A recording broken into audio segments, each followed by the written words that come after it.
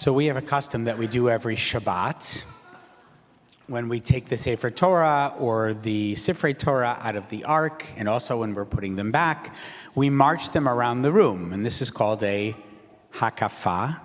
On Simchat Torah, there's this tradition of doing it 7 times, but on a regular Shabbat, we take the Torahs out, we walk around, we kiss the Torahs, we bring them back to the Bima.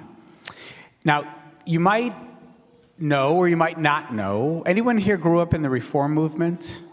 Okay, those of you who grew up in the Reform movement, especially if you're maybe a little bit older, did you do a Hakafah growing up? No. You said no. Sharon says no. How about others? Do you remember? You're not sure. I called my mother, and I was actually trying to remember, because I also grew up in the Reform movement, and I think that we actually did a Hakafah, but my Reform rabbi was very out of the box. He kind of picked and chose the things that he wanted. But it was actually pretty rare for a good number of generations until more recent decades for Hakafot to happen on Shabbos in Reform temples. And the reason for that is that, well, one was there was some concern about decorum, but there also was a concern about idolatry. Because when we take the Torah out and we walk it around the room, we venerate it, we kiss it, we elevate it, there's a danger, at least some of the early reformers said, that we're turning the book into something more than a book. And that's the question that they had. And so for a lot of congregations, they didn't do it. Now, of course, when we're doing the Hakafah, hopefully you're not worshiping the book, but you can see where that anxiety comes from. This week's parasha includes the ultimate moment of idolatry, we might say. It's Egel HaZahav, it's the golden calf moment. And I want to, for a moment, ask us to put ourselves in the place of our ancestors. What might this moment have been like for them? Remember, we got to this place sort of on a high.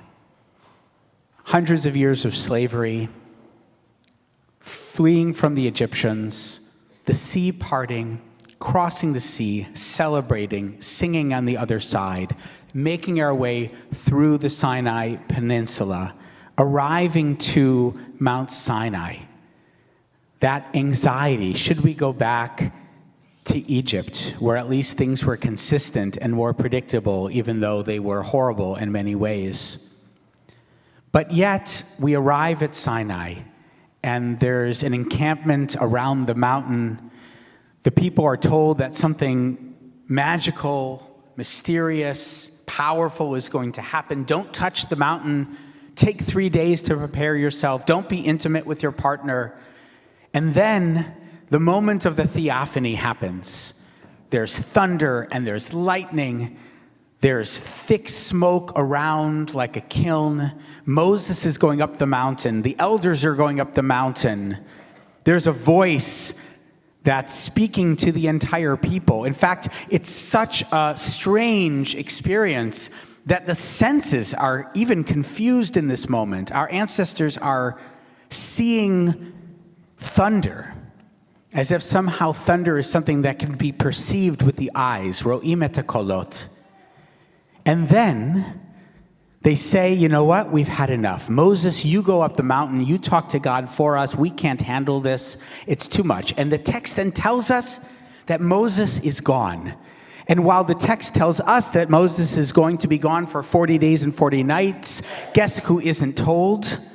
The people aren't told. They don't know what's going to happen. And here they are at the bottom of the mountain. And meanwhile, Moses is up on the mountain getting all of the plans for the Mishkan and other mitzvot, and the people are down below.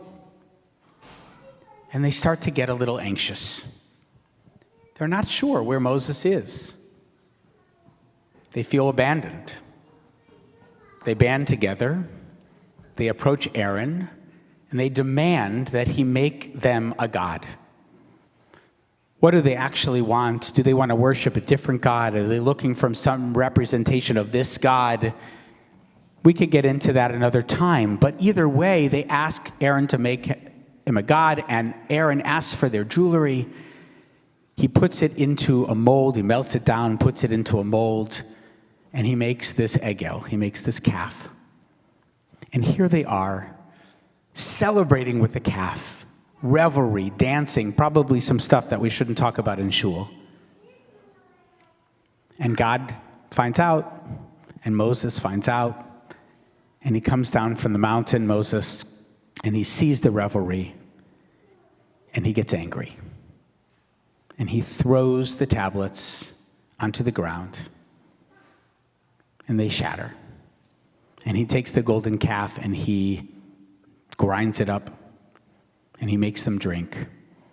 And there's a terrible battle, a civil war that occurs. The Levites stand in arms against the rest of the people. 3,000 people are killed. It's a terrifying moment. This moment of idolatry connected with a book, a text that comes down from the mountain. Why does he do it? Why does Moses destroy the tablets? The Torah tells us that he was angry. And it seems that he had good reason to be angry. He sees the revelry, and he feels maybe also betrayed. If the people feel that they've been abandoned, Moses feels like, who are these people that I've been trying to lead? Don't they know how much I do for them? Don't they know that I've been up in this ecstatic experience communing with God, and here they are losing faith so quickly? He may have a right to be angry, but he doesn't allow it to take him too far. He had kind of talked God out of going too far. God now talks Moses out of going too far.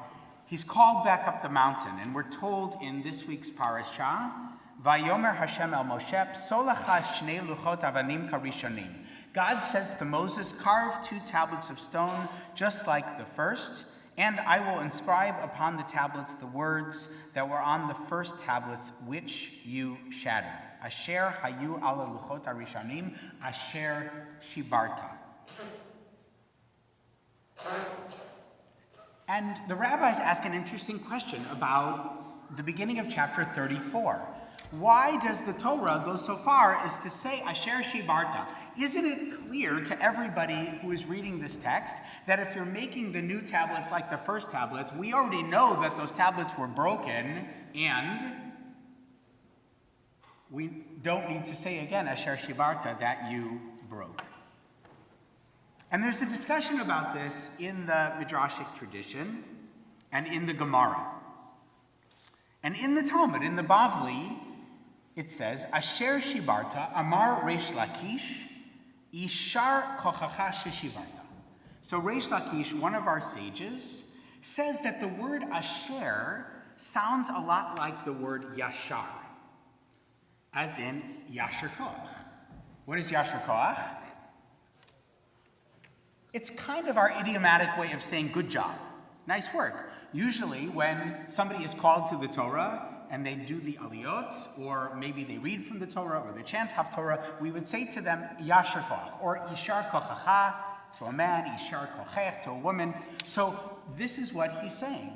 Asher Shibarta, the word Asher sounds a little bit like Yishar. And then, of course, the question that we have to ask ourselves is, why on earth would God be saying to Moses, good job for having broken my tablets? You would think that God would be angry about that. And it seems to have something to do with idolatry. So the Meshech Chochmah, Rabbi Meir Simcha of Dvinsk, was a late 19th, early 20th century rabbi in Latvia, explains that maybe this wasn't all about anger anyway. This isn't about how Moses needs anger management classes or God needs anger management classes. Maybe they were angry, maybe not, but what this is really about was a concern that the people are going to learn the wrong message. So remember, what has just happened? When Moses is gone, they build this golden calf and they worship the golden calf, or maybe they worship God through the golden calf, but either way, this is a no-no. And we know it's a no-no because it's the second commandment of the 10 commandments. We were talking about this in our Parsha class this morning, do the people actually know that it's prohibited? Not exactly clear. The Torah is not clear about whether the people have actually learned the message about not creating graven images, but we, the readers of Torah, know this, and they're not supposed to be doing this. And what might have been Moses' concern in the moment? He recognizes that since the people's inclination was to build this golden calf, that they are bought into this tendency which existed in Egypt and which is going to exist in Canaan where they're going, to try to make physical representations of deities. And he doesn't want them doing that. And if they had a tendency to turn God into a calf, are they also going to be inclined to turn what into something of worship? The tablets. The tablets. Here he is holding these tablets with the commandments on them, and Moses may have thought in that split second, says Meshech Chochma, oh my God, the people are going to start worshiping these. And so in a teachable moment, what does he do? He throws the tablets onto the ground, shattering them, so as to teach the people that what matters about the tablets isn't the tablets, they're just stone.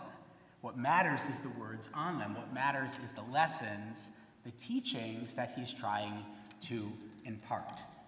That's what the early reformers were concerned about. That if we put too much stock in a book, in an object, even a book, an object that contains our holy words, that there's always the danger of thinking that the book itself is the thing that we're supposed to be worshiping. Now, thank God, I don't think any Reformed rabbis of the late 19th century, early 20th century were breaking Torah scrolls. They had other ways of venerating the words, just not marching them around the room. And I'm not especially concerned about our doing a hakafa and our worshiping the Torah. There are ways to celebrate beautiful objects, to do hidur mitzvah, as the rabbis say, without deifying those objects. But you understand maybe why Moses is concerned. And then the question that I want to close with is this. If Moses is really that angry, how is he thinking straight enough to make a deliberate choice in this moment? You would think that if he's really angry, he's losing his cool. Raise your hand if you've ever lost your temper. Given in to some frustrations. I've been there. Sometimes when we lose our temper, when we lose our cool, right, most of the time, we kind of lose our free will. We give in to these tendencies within us that kind of make us act in ways that are probably rooted in our DNA and in hormones and less so in our minds and our logical thoughts. And the question is that what happened with Moses? So I want to go to Maimonides because the Rambam has some really interesting things to say about anger. The Rambam says in the Mishnah Torah that anger should be rare and, when possible, instructive. It should be didactic. And he talks about teachers. If the teacher taught a concept and it was not grasped by the students, the teacher should not become upset with them. Rather, he should patiently repeat and review the matter until they eventually learn the material. And he goes on to say in a different section of the Mishnah Torah, anger is an extremely destructive trait. One should train himself not to get angry, even at something at which it is appropriate to be angry. If he wishes to make a point, he should feign anger. But he should be in control of himself while he's feigning anger. Now, this is extremely hard, of course. Most of us are not Moshe Rabbeinu. Most of us sometimes lose our cool, and sometimes that anger gets the better of us. But what Rambam is talking about is that we should strive to cultivate a way of being in the world where more often than not, anger doesn't get the best of us. And then when occasionally we might consider that it could be useful to act angrily, that we do that in a very judicious way. Because anger projected actually can very occasionally be effective. The trick is not to let it get the best of us. In fact, the Rambam cites the Talmud in Masechet Shabbat, where it says, "Hako'es ki'ilu oved avodah zarah." The one who gets angry is like an idol worshiper. The one who gets angry is like one who worships idols. What's the connection? I first learned that text from Dr. Bernie Steinberg, Zichrono Livracha, who was the longtime executive director of Harvard Hillel. And Bernie taught this text in the context of what it feels like to get angry. Think about a time that you got really angry. What happened, not in your mind, but what happened in your heart, in your kishkis? Was there a constriction? Did you feel yourself tightening up? Did your attention go solely to the feelings that you were having and away from maybe the person standing in front of you? In other words, what is real anger? It is actually a version of idolatry, because since we can't see anything else in the universe but our own pain, our own hurt, our own frustration, we tend to worship ourselves. We center ourselves in the universe instead of centering God. That's what could have happened with Moses according to the Meshech Chochmah, but doesn't. Because Moses, as the ultimate pedagogue, not just Moses our prophet, but Moshe Rabbeinu, the ultimate teacher, says the Rambam, understood that to be a teacher is to cultivate a sense of patience with one's students. Moses saw something happening that was really out of control. It needed to be responded to in a strong way. And yet, Moses does so in a way that helps them actually learn the lesson. He destroys the tablets, thus telegraphing to the community that they ought not worship idols, whether it's a golden calf or whether it's the tablets themselves. Shattering idols is the same as confronting our tendency to worship the self, I would suggest. And Moses, at least in this reading, is self-aware enough to know that the people need to see something, despite his having worked so hard to bring them this gift that day. He knows that the tablets can be recreated, and he's going to recreate them. But in this moment, Moshe is Moshe Rabbeinu. He teaches our people about the failure with the calf, not to worship the calf, and also not to worship the tablets, and also not to worship the Torah, as we should remember even as we walk it around the room or hold it up high and hold our fingers and our talitot up to it, and ultimately not to worship the self, because we are not the center of the universe. God is the center of the universe, and the Torah and the Shnei Luchot HaBrit are not the thing worthy of our veneration. It's the teachings that continue to unfold for us in every generation. Shabbat Shalom. However, we're on page 100.